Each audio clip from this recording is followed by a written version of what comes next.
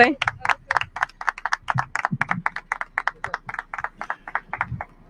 Merci Soraya pour cette introduction et surtout pour ce leadership que tu démontres en tant que député, aussi en tant que candidate, connecté aux gens ici dans Hochelaga. C'est un grand plaisir d'être de retour, de lutter à tes côtés.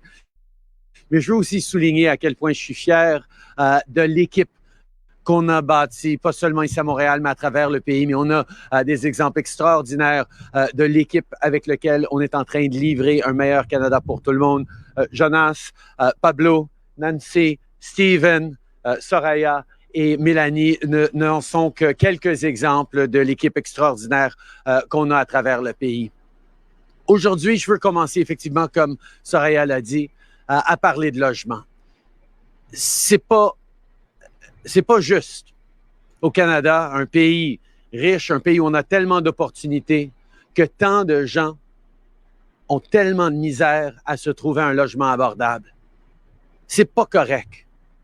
Mais on sait aussi qu'il y a des gens qui vont promettre la lune au niveau du logement, mais ça prend du temps, ça prend de l'effort soutenu sur plusieurs années pour avoir des résultats. Et c'est pour ça un peu qu'on est dans ce pétrin, en partie, en termes de logement, parce que pendant 10 ans, les conservateurs ont refusé d'accepter que le fédéral avait quoi que ce soit à faire au niveau du logement. Ils se sont retirés entièrement. Alors, quand on est arrivé au pouvoir en 2015, on a lancé le travail, les consultations, et en 2017, on a annoncé justement notre stratégie nationale du logement qui a aidé énormément à changer la direction du logement dans ce pays-là. On a vu des centaines de milliers de familles se trouver un logement au fil des années qui ont suivi, mais on voit qu'il y a encore énormément plus à faire. But the thing with housing is that political parties have decided that there's one thing they can promise that will suddenly fix everything in housing. That they've got the right promise to make, that people will say, oh, great, we'll have a home.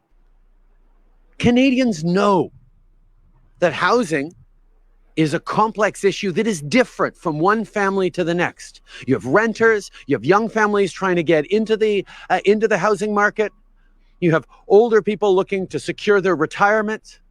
You have people who are dealing with urban considerations, others that are more rural. There is no one-size-fits-all answer or solution on housing, and that's why our plan is complex, comprehensive, and complete. Nous savons que ça prend différentes approches pour lutter contre la crise du logement, et c'est exactement ce qu'on est en train de faire avec le plan le plus ambitieux de tous les partis, mais aussi le plus concret et réalisable. D'abord, on reconnaît ici à Hochelaga, à Montréal, il y a énormément de locataires. Donc, nous allons en faire plus pour les protéger, empêcher les rénovictions, être là pour assurer la construction de plus d'édifices qui visent le logement, mais aussi les locataires, mais aussi d'aider les gens de passer de locataires à propriétaires avec un nouveau programme qu'on met sur pied. Mais aussi, il y a beaucoup de jeunes familles qui veulent s'acheter une première maison, qui trouvent ça encore de plus en plus loin. Alors, on va mettre sur pied, on est en train de mettre sur pied un programme d'épargne qui va les aider à épargner des dizaines de milliers de dollars de plus rapidement pour permettre à une mise de fonds. On est en train d'aider les gens à accéder au logement, mais en même temps, il faut s'assurer qu'on construise encore plus de logements.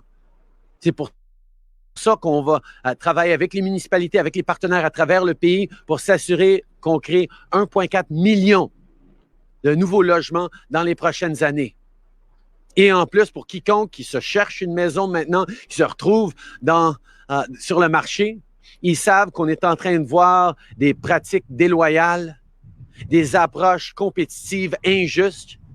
On va être là pour défendre les droits des acheteurs, empêcher l'argent étranger de venir investir dans des logements qui devraient être occupés par des familles. On veut être là avec un plan complet pour vous aider dans cette crise du logement, pour s'appliquer à cette crise avec la même urgence qu'on s'est efforcé pendant cette crise de la pandémie pour vous protéger. Parce que c'est ça que ça prend. Et sur les changements climatiques, c'est la même chose. On a vu à quel point il a fallu répondre à la crise sanitaire de façon claire, de façon forte, de façon ambitieuse, de façon immédiate. C'est ce qu'on fait depuis les débuts en termes des changements climatiques, mais on va aller encore plus loin. Comme Stephen Guilbeault l'a dit, nous présentons le plan à la fois le plus ambitieux et le plus concret et réalisable de tous les partis. Les conservateurs, eux, ils proposent de retourner en arrière au plan Harper. Puis c'est pas juste de manquer d'ambition pour lutter contre les changements climatiques, c'est de vouloir reculer. On est déjà aujourd'hui sur la lignée qui va nous amener à dépasser de loin les cibles de Harper d'il y a plusieurs années. Or, M. O'Toole nous propose de revenir en arrière aux cibles et au plan Harper. Ça n'a pas de bon sens. On l'entend à tous les jours à quel point on a besoin d'en faire plus pour les changements climatiques, puis lui, il veut revenir en arrière. Mais de la même façon, le Bloc, qui n'a pas de plan pour l'environnement, et d'ailleurs qui a un chef qui vacille un petit peu sur ses positions environnementales, et le NPD qui est tout simplement absent du débat sur les changements climatiques. C'est pas à ça que s'attendent les progressistes, ni au Québec, ni à travers le pays. Nous avons besoin d'un plan ambitieux, d'un plan qui reconnaît l'urgence, mais aussi qui reconnaît les opportunités dans la lutte contre les changements climatiques. Oui, on va mettre une limite absolue sur les émissions des gaz à effet de serre de nos industries pétrolières et gazières. Absolument, il faut le faire et on va les baisser jusqu'à net zéro. Mais on va faire ça en créant aussi les investissements nécessaires pour assurer des bons emplois, des bonnes carrières pour les années à venir. Les opportunités de croissance économique, les opportunités d'avoir un meilleur monde pour nos enfants, nos petits-enfants, ça devrait nous inspirer. Et les Canadiens, on est innovateurs. On a cette capacité de résoudre des problèmes, de prendre des défis comme opportunités. C'est exactement ce que nous proposons en disant que d'ici 2035, toutes les voitures neuves vendues au Canada vont être électriques. De s'assurer que notre réseau soit entièrement électrique et net zéro. Notre réseau électrique soit net zéro dans les années à venir. C'est ce genre de leadership concret, réalisable en matière d'environnement que les gens ont besoin. Et parlant de leadership, on le sait très bien. Pendant des moments de défi, pendant des moments de crise, pendant des moments aussi cruciaux que les années qu'on est en train de vivre maintenant, pas seulement avec la crise sanitaire, avec la crise de l'environnement, avec la crise du logement, avec les défis au niveau des communautés autochtones et la réconciliation, avec tout ce qu'on a à faire, on a besoin d'un leadership qui est clair, qui est sans équivoque, qui dit les vraies choses aux Canadiens. C'est ça, justement, qu'on est en train de ne pas voir du chef conservateur. Puis, on l'a vu ces derniers jours sur les fusils, où M. O'Toole veut ramener les armes d'assaut, mais il ne veut pas le dire, il ne veut pas l'avouer aux Canadiens. Donc, il essaie de rassurer ses amis du lobby des armes à feu. Il essaie de dire aux Canadiens, non, on ne va pas le faire. Il a fait ça jeudi soir au débat. Il rassurait les Québécois. Non, je ne veux pas le faire, mais enfin, oui, je vais le faire, mais non, je ne vais pas le faire. Mon Dieu! Être politicien, être leader, ça veut dire de prendre ses responsabilités, de prendre des décisions claires. Et oui, il n'y a pas une décision importante qu'on peut faire que les gens vont être unanimes dessus. Mais il faut savoir s'assumer et dire non, on va interdire les armes d'assaut comme on a fait au mois de mai passé, et être sans équivoque, même si oui, il y a des gens qui auraient préféré qu'on continue à permettre les gens d'acheter et d'utiliser ces armes-là au Canada. Non, je dis non. Et les Canadiens, je pense, sont d'accord avec ça. C'est pour ça que M. O'Toole est ici dans le pétrin. Mais c'est pas juste sur cet enjeu-là, c'est un style de leadership qu'il avance Quand il était dans des congrès conservateurs l'année passée, il parlait du fait que, oui, on devrait avoir bien plus de privés dans notre système de santé pour que les mieux nantis puissent avoir des options, des choix de sauter la queue, sauter la file. Ben voyons.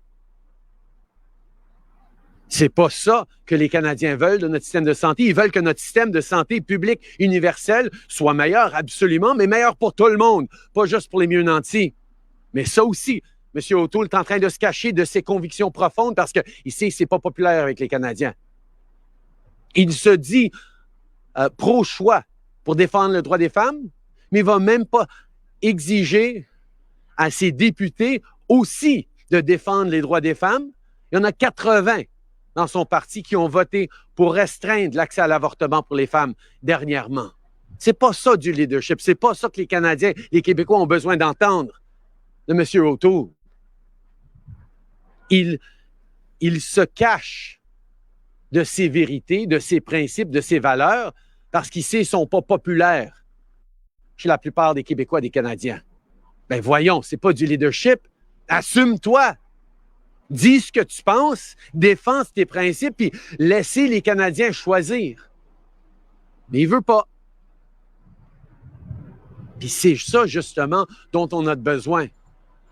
M. O'Toole ne veut pas faire les choses dont on a besoin, même promettre de déchirer l'entente de 6 milliards de dollars sur les garderies qu'on a avec le Québec, sans conditions, asymétriques, mais qui va permettre au Québec de créer des dizaines de milliers, jusqu'à 37 000 places, selon M. Legault, en garderie, dont les familles, particulièrement ici à Hochelaga, en ont besoin.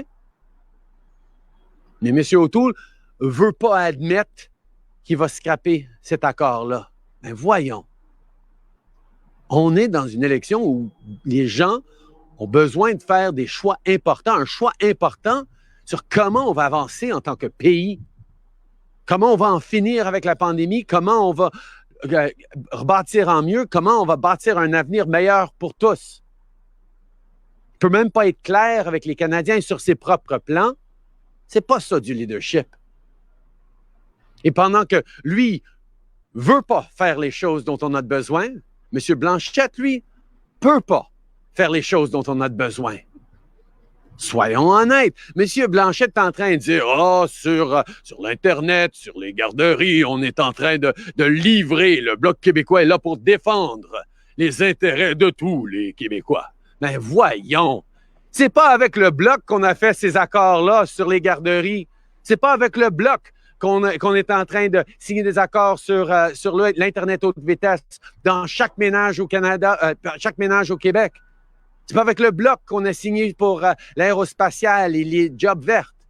C'est avec le gouvernement du Québec. C'est avec François Legault, avec qui d'ailleurs je parle quand même assez régulièrement, certainement plus souvent que M. Blanchette.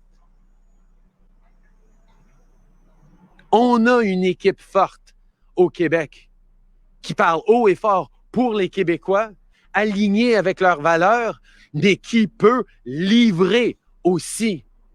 On n'est pas là pour chercher la chicane. Non, on n'est pas d'accord avec le gouvernement du Québec. Surtout, ça serait du jamais vu qu'on ait un gouvernement fédéral et un gouvernement provincial qui s'entendent sur tout. Ça serait plate. La réalité, on est là pour créer des solutions pour tous. On est là pour figurer comment on peut avancer pour tout le monde. Puis je suis très content de travailler avec M. Legault là-dessus. Les Québécois en voient les résultats concrets. Donc, nous allons continuer.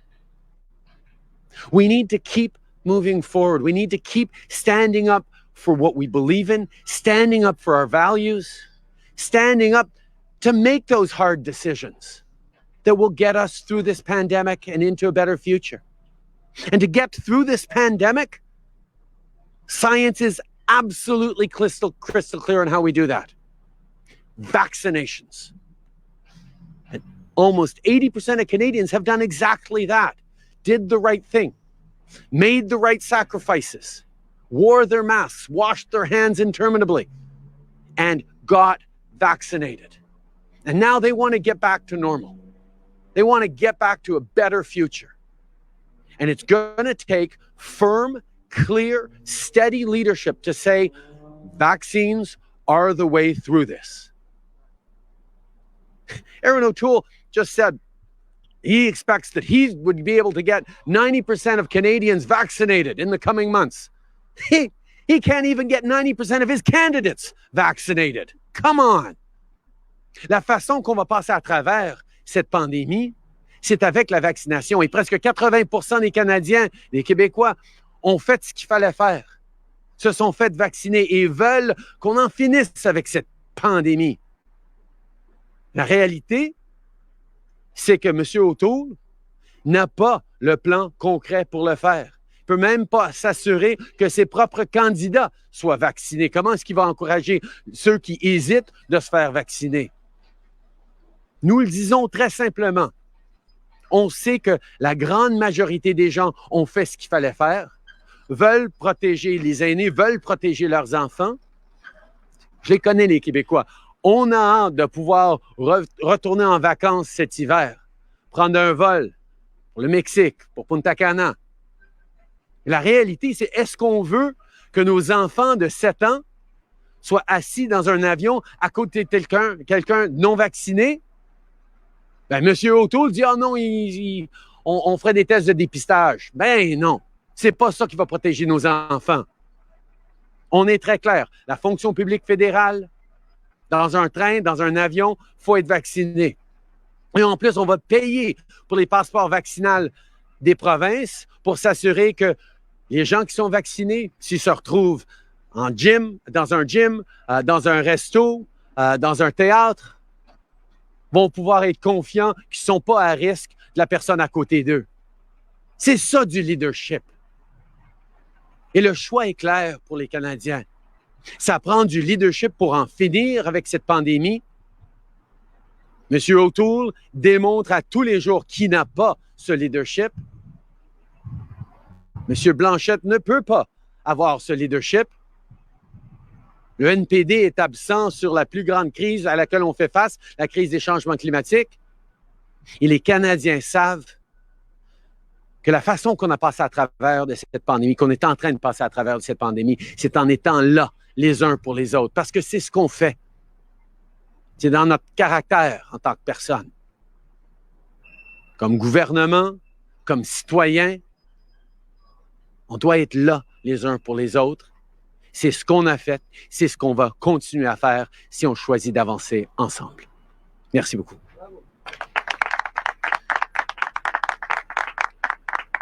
Merci beaucoup, M. Trudeau. On va commencer la période de questions avec Laurence Martin de Radio-Canada. Une question, un suivi. Bonjour, M. Trudeau. Le Conseil scolaire Providence en Ontario a brûlé 5000 livres jugés néfastes aux Autochtones, Tintin, Astérix, même des livres qui ont été primés il y a environ une dizaine d'années. Est-ce que vous pensez que c'est acceptable que des écoles brûlent des livres si elles ne sont pas d'accord avec leur contenu? Tout d'abord, nous devons se souvenir que la réconciliation avec les peuples autochtones, c'est notre responsabilité à tous. C'est pas juste les peuples autochtones et le gouvernement qui doivent se réconcilier. Nous devons le faire à travers le pays, dans nos communautés. Chaque personne a ses responsabilités, a ses choix à faire. C'est pas au fédéral de gérer des décisions des commissions scolaires, mais nous, dans nos aires de juridiction, nos compétences, on a fait énormément de pas pour changer les attitudes, pour travailler en partenariat et dans le respect avec les Autochtones pour avoir une meilleure conciliation avec eux. En suivi. OK. En tout respect, M. Trudeau, vous ne répondez pas à ma question, donc je vais vous la reposer. Puis je pense qu'elle est importante parce que Suzy Keys, qui a participé activement à ce processus, est aussi la coprésidente de la Commission des peuples autochtones du Parti libéral depuis 2016. Donc, est-ce que vous pensez que c'est acceptable que des écoles brûlent des livres s'ils ne sont pas d'accord avec leur contenu? Est-ce qu'on peut avoir une réponse claire, M. Trudeau? À un niveau personnel, je suis jamais d'accord à ce qu'on brûle les livres. Mais il faut aussi se souvenir que c'est pas à moi, c'est pas aux non-autochtones de dire aux autochtones comment ils devraient se sentir ou comment ils devraient agir pour avancer la réconciliation. Nous devons démontrer une compréhension de la tristesse, peut-être de la colère que beaucoup d'entre eux éprouvent à l'égard de la réconciliation et du travail que nous avons encore à faire. Et c'est pas moi à dire comment ils devraient articuler cette colère ou cette tristesse. C'est à moi d'être partenaire pour essayer d'avancer de façon positive. Obviously, I'm never going to be comfortable with burning of books, but we need to make sure that we are not telling Indigenous peoples how they should feel about reconciliation, that we're not dictating to Indigenous peoples what they can do or how they should act or react. We need to be there in partnership, in respect, in understanding for the terrible trauma that they've gone through, the intergenerational legacy of residential schools, of forced assimilation, of mistreatment of kids, of systemic discrimination. We need to listen. We need to respect.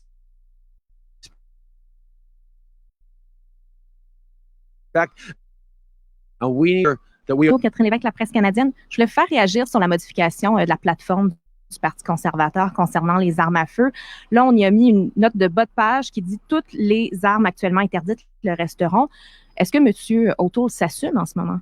Bien, tout d'abord, laissez-moi dire que c'est très facile de faire des modifications au pamphlet, je ne dirais pas plateforme, conservateur, parce qu'il n'y a pas de coût associé à ces promesses.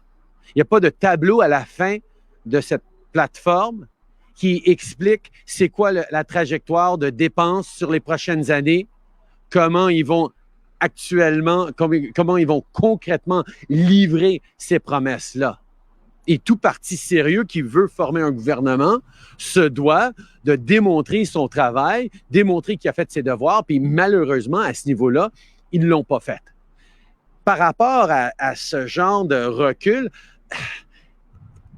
il est en train d'essayer de berner les Québécois, les Canadiens sur les armes à feu. Il sait que sa position de vouloir ramener les armes d'assaut, de les permettre à circuler au Canada, n'est pas populaire. Donc, il va essayer d'expliquer que non, c'est pas vraiment ce que je voulais dire. On va travailler pour une révision. On va faire des... Non, voyons. Moi, je préfère écouter Police se souvient et le lobby des armes à feu qui sont tous deux d'accord pour dire que M. O'Toole n'a pas changé sa position. Puis son manque de clarté, je pense que c'est quelque chose qu'on voit de plus en plus en dessous de ses promesses. Like, first of all, we have to recognize that it's very easy for Mr. O'Toole to modify his electoral program. I won't call it a platform, because he actually hasn't costed it. There are no tables at the end of it like there are in the Liberal platform to show what the expenses are over the coming years, how much every promise will cost, and what the fiscal trajectory is, or he's going to magically get the budget back to balance. He's not showing his work. He's not doing his homework. And if you want to be taken seriously as a potential government, you have to be honest with Canadians. But that's something that we're seeing is increasingly difficult for Mr. O'Toole to do. On guns, we've seen it very clearly, but it's on other ways. And whether or not he's actually going to, maintain the ban on the 1,500 different models of assault weapons that we banned over a year ago, well, I'm not going to believe whatever it is that he's trying to say at this particular minute, knowing that he might say something different an hour from now. I'm going to trust what two groups that never agree on anything actually finally agree on. Police se souvient and staunch gun control advocates are in agreement with the gun lobby to say that no, actually, Mr. O'Toole is still going to bring back those military-style assault weapons to Canada. And the fact that he knows Canadians don't want that is why he's trying to mislead, deceive, and hide the truth from Canadians. En suivi? Si on revient à votre plateforme, aujourd'hui, il y a les maires des 5 grandes villes au Québec qui demandent plus d'engagement pour le trafic d'armes à feu. Il y a Valérie Plante, il n'y a pas si longtemps, qui demandait à ce qu'on fasse une interdiction pan-canadienne des armes de poing. Dans votre plateforme, vous proposez que ce soit aux provinces de décider. Or, on sait que certaines ne veulent tout simplement pas les interdire. Alors, est-ce que vous êtes prêt à modifier cette partie de votre plateforme? On a démontré au fil des années qu'on est toujours là pour augmenter, pour renforcer le contrôle des armes à feu. On a pris des grandes étapes, incluant en bannissant les armes militaires de style assaut, mais on a aussi amené des vérifications d'antécédents qui couvrent toute une vie, ce que M. O'Toole veut aussi enlever. On a démontré qu'on est là pour travailler avec les municipalités qui veulent eux-mêmes bannir les armes de poing dans leur juridiction. Mais on a clairement entendu l'Assemblée nationale et d'autres nous dire on veut qu'on puisse les bannir à l'échelle de la province. Alors, on a mis de l'avant 1 milliard de dollars comme début. S'il y en a besoin de plus, on va être là pour les provinces comme le Québec qui veulent interdire carrément les armes de poing sur leur territoire. On sera là pour ça. Next question. Good morning, Mr. Trudeau. Olivia Stefanovich, CBC News. Can you take us through your account of what happened as you left the whistle stop yesterday in London, Ontario? Did you feel the gravel being thrown at you by protesters? And do you consider this an act of assault? Let me be very clear and state the obvious first and foremost. It is absolutely unacceptable that people be throwing things and endangering others at a political rally. There were volunteers and supporters. There are police officers there to keep everyone safe. There were journalists such as yourselves doing a really important job informing Canadians of what's going on in this election and some of the tensions that are out there. Nobody should be doing their jobs under the threat or under the threats of violence or acts that put them in danger. That's absolutely unacceptable. But it's not just at political rallies that this is happening. There are healthcare workers across the country who are getting hassled and intimidated and bullied as they're going into work to keep people safe and alive. There are store clerks and waitresses and people going out there around their daily lives getting yelled at and pushed around for wearing masks, for being vaccinated. That's not how we do things in Canada. And quite frankly, as I continue to campaign, I am inspired by those people who continue to do the right thing in the face of anti-vaxxer mobs who are not respecting the basic science and the basic decency that Canadians have rightly come to expect from each other. This is not who we are as a country, and I will continue to stand up to defend journalists, police officers, healthcare workers, anyone in this country who has done the right thing, gotten themselves vaccinated, wants to get back to normal. Nobody should be getting that kind of intimidation or endangerment that these angry mobs are putting forward. Laissez-moi commencer par une évidence pour tout le monde, mais qui doit être dite. C'est absolument inacceptable que quiconque, dans un rallye politique, soit visé par de la violence, reçoive des objets lancés par des manifestants. Il y avait des policiers, il y avait des journalistes, il y avait des sympathisants qui étaient là pour participer, pour faire leur travail. Et personne ne doit être agressé ou harcelé dans des moments comme cela. Mais la réalité, c'est que ça ne se passe pas juste dans des moments de rallye politique. Là. À travers le pays, il y a des infirmières, des médecins qui se font harceler en rentrant à l'hôpital pour sauver des vies. Il y a des gens qui travaillent dans les magasins, dans les restaurants, qui se font intimider, des Canadiens de tous les jours qui ont fait les bonnes choses, de se faire vacciner, de porter un masque, qui se font agresser. ben moi, ils m'inspirent. Et je vais toujours être là pour les défendre, pour défendre leurs droits. On met de côté les droits de ceux qui choisissent de ne pas se faire vacciner. Ils ont le droit de choisir de ne pas se faire vacciner. C'est une erreur, mais ils ont le droit. Mais ils n'ont pas le droit de venir agresser ou mettre en danger ceux qui ont fait le bon choix. Et moi, je serai toujours sans équivoque d'être du bord de ceux qui sont là les uns pour les autres, pas pour ceux qui sont en train de s'endanger les uns les autres. Following up. With respect, you didn't answer the questions, which is, did you feel the gravel and do you consider this an act of assault? But for my follow-up, after your event was canceled in Bolton following protests, you refer to those protesters as having a tough year and you acknowledge that they have fears about the future. And now you appear to have a change of tone in which you're describing these protesters as a mob of anti-vaxxers and anti-maskers. Why the change in tone?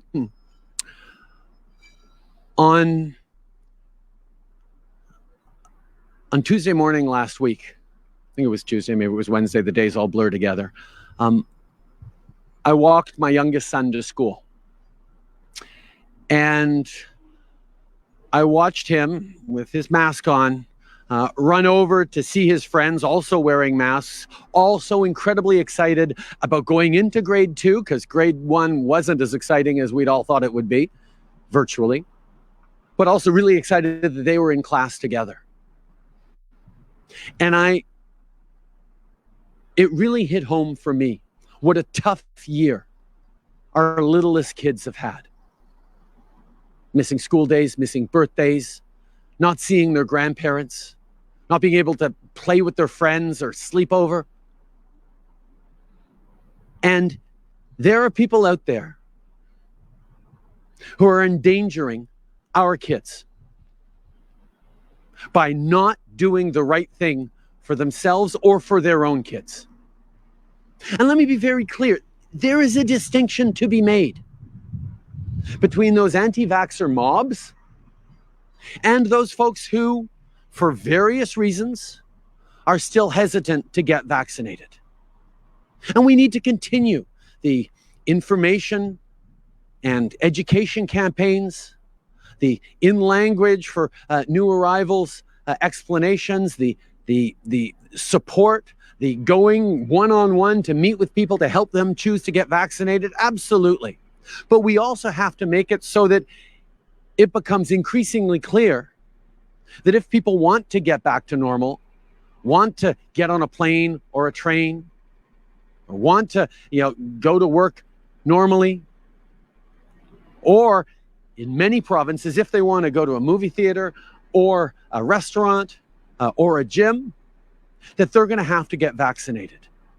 And that firmness of leadership that is patient but clear, that we will no longer accept for people who make the wrong choice to endanger those who've made the right choice, is how we get through this pandemic. And unfortunately, Aaron O'Toole, who can't even convince his candidates to get vaccinated, is not going to be there to finish the job on vaccination. And to directly answer your question, yes, I felt some of that gravel, but I am staying focused not on me on this, but on how we make sure that everyone who isn't surrounded by security guards and well-wishers who have my back, everyone who is walking into a hospital on their own for a late night shift, who's worried about some anti-vaxxer that might come scream at them and try and rip off their mask. Those are the people that I think about. Those are the people I want to defend from being tossed gravel at, from being spat on, from having someone tug at their mask, or just make them feel terrible as they're going in for an 18-hour shift to save the lives of people who themselves chose not to get vaccinated. I mean, come on. Okay. Oui, j'ai senti que quelqu'un m'a pitché quelque chose du trois quarts. Mais la réalité, c'est que moi, je suis entouré de policiers qui font leur job, de sympathisants qui sont là pour m'appuyer, pour m'encourager, de journalistes qui sont là pour partager la vérité. C'est pas moi qui devrais être inquiet à ce niveau-là. Moi, je m'inquiète pour l'infirmière qui rentre pour un chiffre de minuit à l'hôpital, qui a peur que quelqu'un va ressortir sur le trottoir pour lui arracher son masque, pour lui pitcher du gravier, pour cracher dessus. C'est à elle qu'il faut qu'on pense. C'est elle qu'il faut qu'on défende. Et ces gens qui ont fait le choix de mettre les autres en danger, ils n'auront pas ma sympathie. Moi, je vais toujours être là pour défendre les gens qui veulent en finir avec cette pandémie et qui font les bonnes choses selon la science pour le faire, c'est-à-dire de se faire vacciner. Next question. Hi, Annie Bertrand Oliver with CTV National News. Sort of going along the same lines. Over the last week, at almost every single event that you've had, you have been met by at least dozens of angry and frustrated protesters. So I'm wondering how you can continue to encourage your supporters and volunteers to come to these events, knowing that they will most likely be the subject of harassment and racist, misogynistic attacks. I am so incredibly proud of those Liberals who continue to stand up for a better Canada, especially when they know they're going to get insulted for believing in science, believing that we all have a responsibility to protect each other, and believing that we can pick a better path forward. It's easy to say something and to stand for something that everyone believes in. It's harder to stand for something you believe in when you know you're going to be insulted and degraded in the worst possible terms for it. And yet, that's not just who Liberals are, that's who Canadians are. We stand up for what we believe in. We stand up for each other. There's no debate about vaccinations. The science is clear. There's no more debate about vaccinations than there's a debate about whether climate change is real. You can't tell that to conservative politicians, but for everyone else, it's settled. Canadians are willing to stand firmly and strongly for the right path forward. And what all this is showing is just how very important this moment is of choice for this country on how we finish with this pandemic and how we build better for the coming years. A follow-up. Yesterday, you were photographed giving a thumbs up to the protesters who were yelling at you while giving you the finger. Does that not create the potential to rile up these crowds even further and potentially make a situation more dangerous? One of the things that I think is most interesting about these groups of protesters, of these mobs, is that peppered throughout them are Canadians who support vaccinations, Canadians who actually support me. And as a young man gave me the peace sign and encouraged me to keep going, I gave him the thumbs up yesterday. And he was standing beside two people who were practically foaming at the mouth. They were so mad at me. But that's part of Canada as well.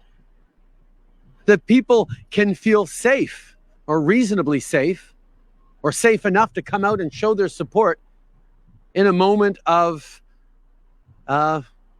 intense disagreement. And I will not stop recognizing those people in those crowds who've made the effort to brave the shouting to show their support for me, whether they're in the venue as Liberal supporters or as passers-by who want to tell me to keep going and do the right thing and don't mind the people beside them. Next question. Abigail Beeman, Global News. Good morning, Mr. Trudeau. Yesterday, before that event where there was physical violence, you said very clearly that you would not back down when we asked if you were planning to change anything about your campaign. I'd like to ask you today whether you plan to make any changes and whether you're concerned about the safety of yourself and those around you at these events. Healthcare workers going to the hospital, being shouted at by angry mobs, are not backing down. They're not staying away from work. They're not staying away from the important work they're doing of saving lives. Store owners across this country who are expecting that people wear masks will not be intimidated by people who try and scare them or disagree with them or boycott them. Canadians, I mean, the stereotype is that we're polite and we're friendly, and we are, but we're also made of steel. We also stand up strongly and clearly for what we know to be true, for our values, for the right path forward, and mostly we stand up for each other. And I know that Canadians want to get through this pandemic. I know that almost 80% of Canadians have done the right things for themselves and their neighbors and want us to get through this pandemic. And a few misguided individuals who don't believe in science, who just want to watch things burn, are not going to make us flinch from doing the right thing. We need to ensure that we're listening to all the people who daily step up to protect us, to keep me, my team, the supporters who come out, and even keep the protesters themselves safe. And we'll always work with the professionals who keep us all safe and make sure that we're minimizing risks. But we will not stop talking about how we move forward, because Canadians are massively united on how we get through this pandemic. And that is the leadership we're going to continue to show. Following up. I'm wondering if you've spoken to the RCMP about what happened last night and whether they'll be investigating this. Obviously, the RCMP will make decisions about follow-ups. I did have a conversation with them about what happened, assured them that I was physically unharmed. And I know that there will be ongoing conversations about how we make sure we are keeping everyone who comes out to partake in political democratic events continues to be safe, because that's something that's really obviously important in Canada for the journalists who work there, for the police officers who serve, and for the individuals who come out to exercise their democratic rights. Okay. Oui, j'ai eu une conversation avec la GRC pour d'abord les rassurer qu'évidemment j'étais correct. Mais je sais aussi qu'il va y avoir des réflexions sur comment on doit continuer à s'assurer la sécurité de tout le monde. Mais c'est extrêmement important de continuer d'assurer que ces conversations démocratiques et que ce choix important auquel font face les Canadiens se déroulent de la bonne façon. Les Canadiens sont massivement unis sur la perspective de comment on va en finir avec cette pandémie, avec les vaccinations, avec la science. Et nous, on va continuer de souligner ça et de démontrer le leadership dont les Canadiens ont besoin. Next question. Hi, Holly Mackenzie-Suter with Canadian Press. Just on the protests again, they are getting increasingly violent. You've described them as a mob. Yesterday, they threw gravel at you. It hit you and people that were there, as you mentioned, to work, doing their jobs, be at these events. Are you following the advice of your own protective detail by still having these events? And obviously, one of the goals of those mobs of anti-vaxxers is to prevent political events from happening, to prevent Canadians from being able to make an informed choice about the kind of leadership we need to move forward through this pandemic and out of it. They want to make their shouting and their aggression override democratic processes that have been going on for generations in this country and in other democracies around the world.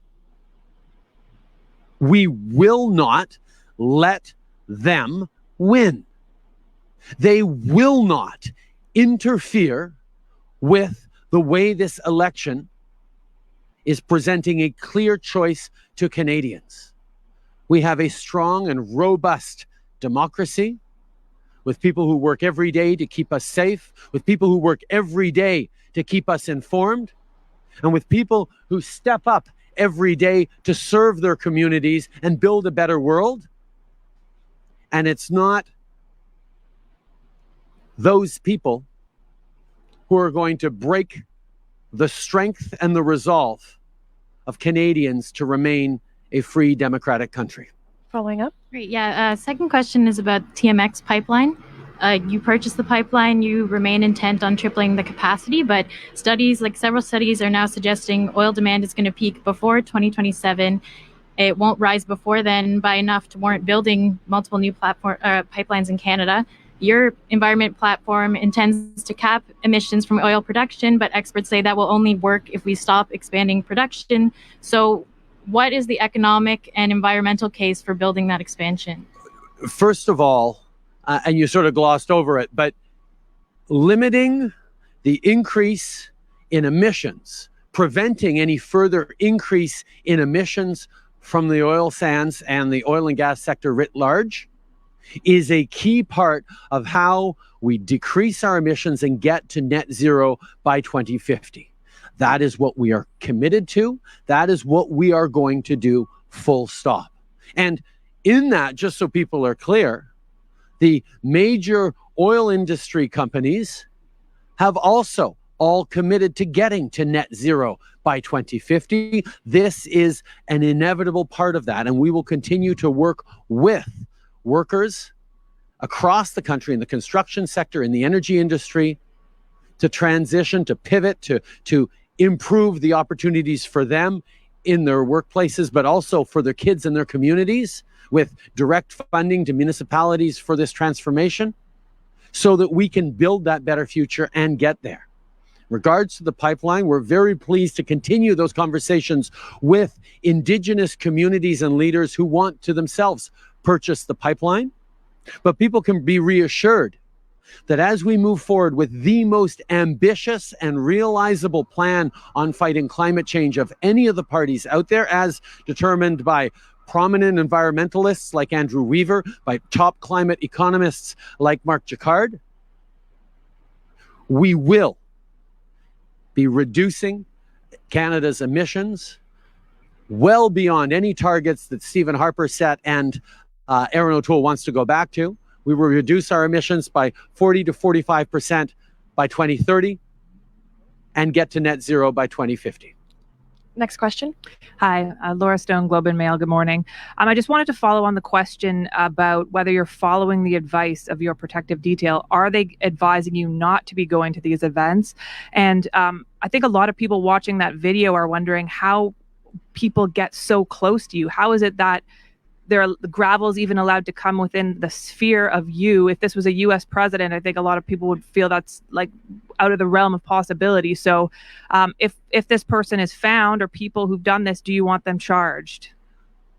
First of all, if the RCMP were to tell us not to do an event, we won't do it. And that's what we did last Friday. They have the final say on whether the safety, and as usual, the primary safety concern is for the people who come out, sympathizers, supporters, but also protesters. It doesn't serve anyone to see people getting hurt, including those 6-year-old kids who get brought out by their protester families to shout at me. They deserve to be kept safe regardless of what their parents are putting them into harm's way to do. And we will always listen to and make sure that the RCMP have the final word on whether an event is safe or not. But I think Canadians are reassured and even proud of the fact that we're not the United States.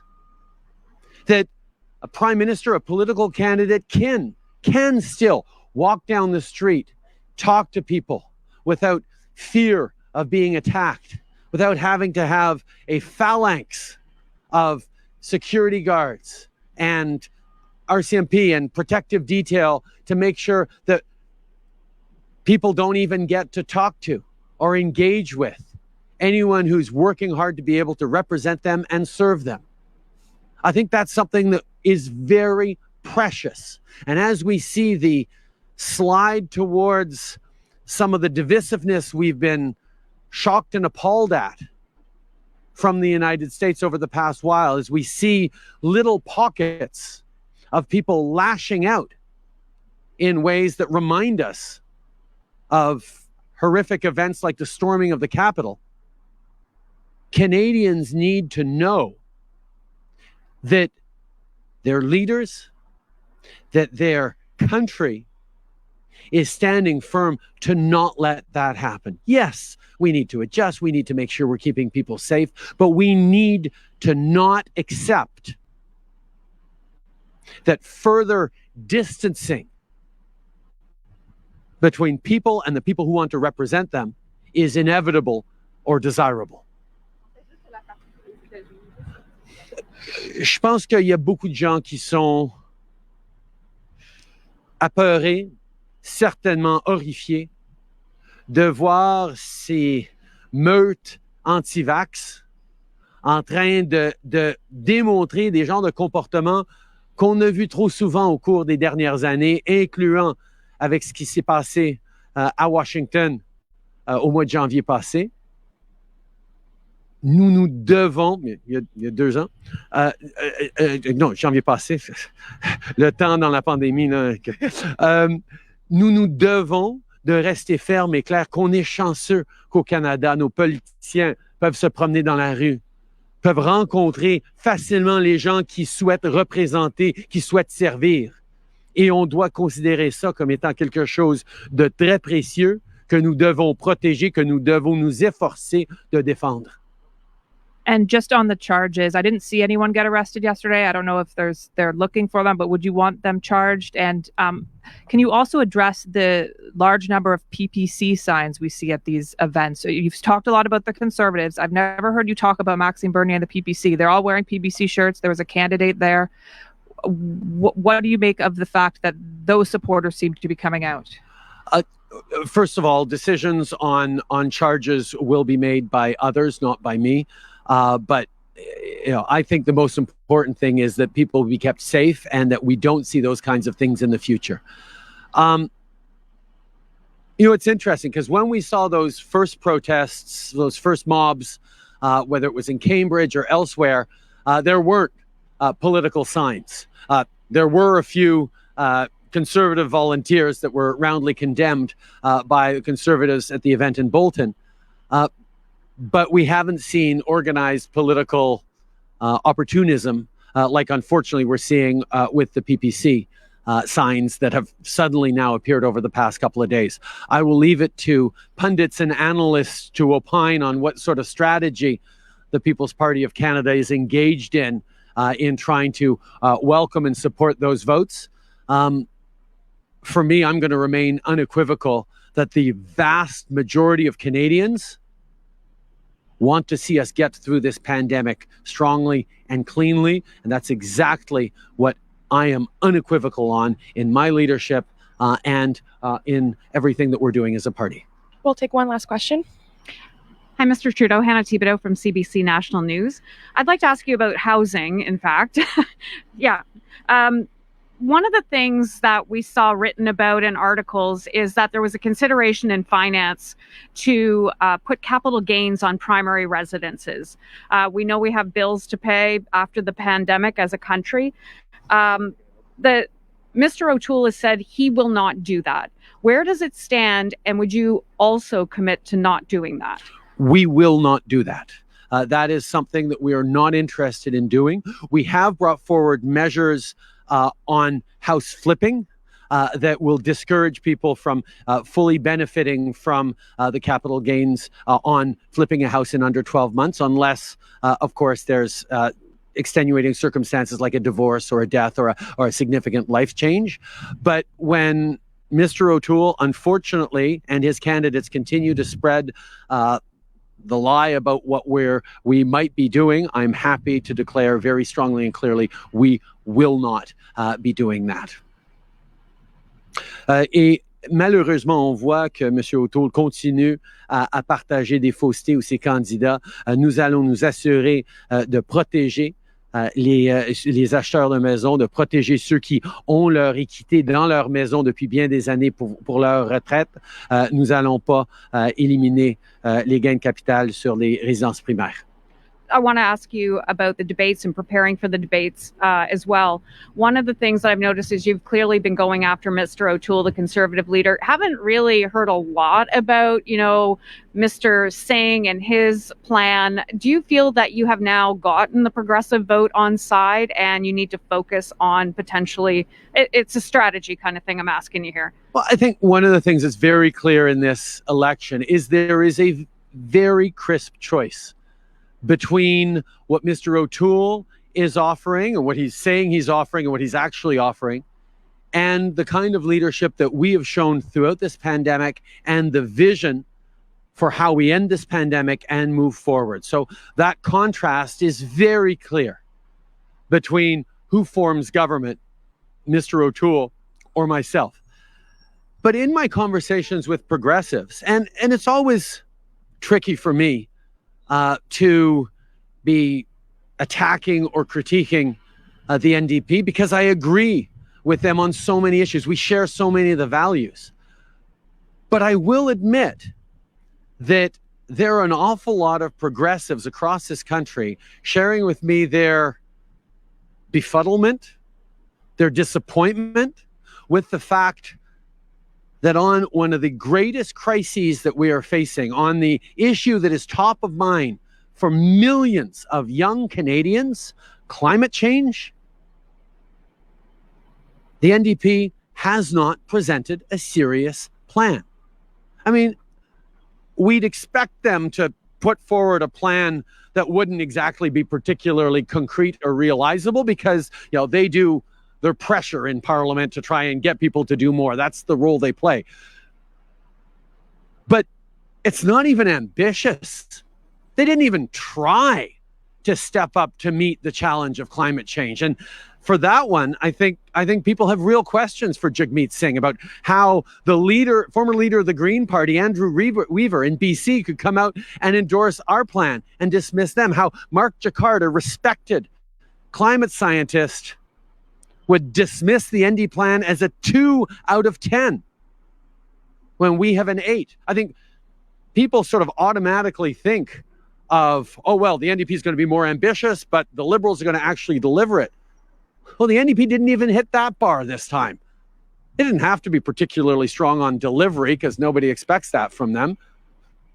But they weren't even trying to be ambitious. Why does Jagmeet Singh not think that the environment actually matters to Canadians and that we need to step up on it? We'll take one last local question. Local. All right. Justin, go ahead. I'm local. Mr. Trudeau. You are local. That's true. Yeah, okay. That's right, I am. Mr. Trudeau, speaking of the NDP, Jagmeet Singh has criticized you for not including a Pharmacare plan in your platform. 2 years ago on the campaign trail, you had just promised a whole new drug pricing regime. You promised a national Pharmacare plan. Today, that Pharmacare plan is nowhere to be seen, and you've actually delayed those drug pricing measures for, I think, the third or the fourth time.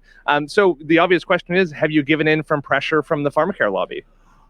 On the contrary, we continue to be committed to national universal pharmacare, and actually, not only are we continuing to promise that, we move forward concretely on a national universal pharmacare deal with Prince Edward Island.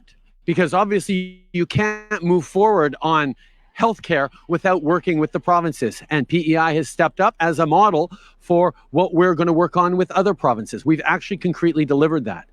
But you are right that over the past year and a half, as we've been working on various challenges and priorities, the pandemic ended up taking a lot of space.